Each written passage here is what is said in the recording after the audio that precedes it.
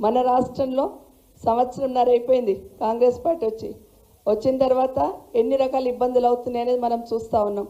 కనీసం బాధ్యత లేదు, అధికారంలో కూర్చున్న వాళ్ళకి ఈ రాష్ట్రం మీద బాధ్యత లేదు, ప్రజల మీద బాధ్యత లేదు, గాలికి మాట్లాడుతూ గాలి పాలన చేస్తుంది అనేది మనందరికీ అర్థమవుతుంది. చూస్తూ ఉంటే మాట్లాడిన ముఖ్యమంత్రి గారి దగ్గర నుండి మొదలు పెడితే కింది వరకు ఒకరికొకరు పొంతన లేదు. అంటే శృతి లేని సంసారం అంటారు చూడు, ఒకరికొకరు పొంతన లేదు.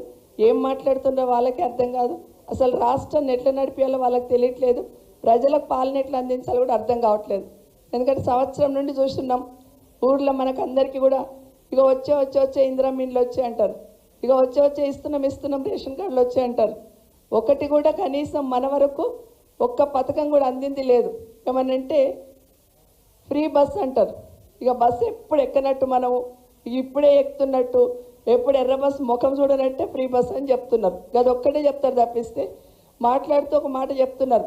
మనం చేసిన పథకాలు, మనం తెచ్చిన పనులు ఇంటింటికి పోయి చెప్పాలంట. అసలు ఏం చేసిండని చెప్తారు, కాంగ్రెస్ పార్టీ వచ్చినాక ఏం చేసిండని చెప్తారు అనేది స్పష్టంగా అర్థమవుతుంది. ఇంతకుముందు మాట్లాడుతూ కార్తీక్ ఒక మాట అన్నాడు, కలకలలాడుతుంది మన పార్టీ ఆఫీస్ అని.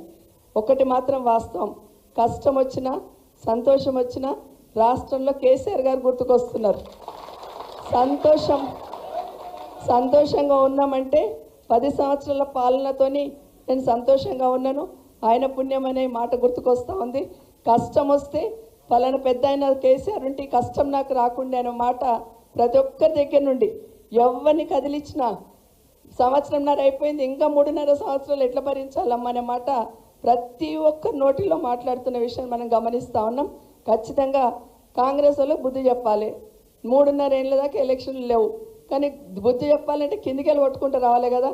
వార్డు మెంబర్ కానివ్వండి, సర్పంచ్ కానివ్వండి, ఎంపీటీసీ కానివ్వండి, కౌన్సిలర్ కానివ్వండి, ఎలక్షన్ ఏదైనా గెలుపు బీఆర్ఎస్ పార్టీదే కావాలి.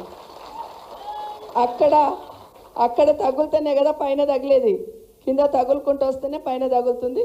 ఖచ్చితంగా ఆ విధంగా అందరు కూడా కొత్త పాత లేకుండా అందరం కలిసి వచ్చిన వాళ్ళందరం కూడా పాత వాళ్ళందరూ కూడా కలిసి శంకర్పల్లిలో ఖచ్చితంగా మున్సిపాలిటీలో కానీ మండలంలో కానీ చేవేళ్ళ కాన్స్టిట్యున్సీలో మొత్తం రంగారెడ్డి జిల్లాలో బీఆర్ఎస్ పార్టీ జెండా ఎగిరేటట్టు మనమందరం పనిచేద్దామని తెలియజేస్తూ గోవర్ధన్ గారు వాళ్ళ టీం అందరినీ మరొక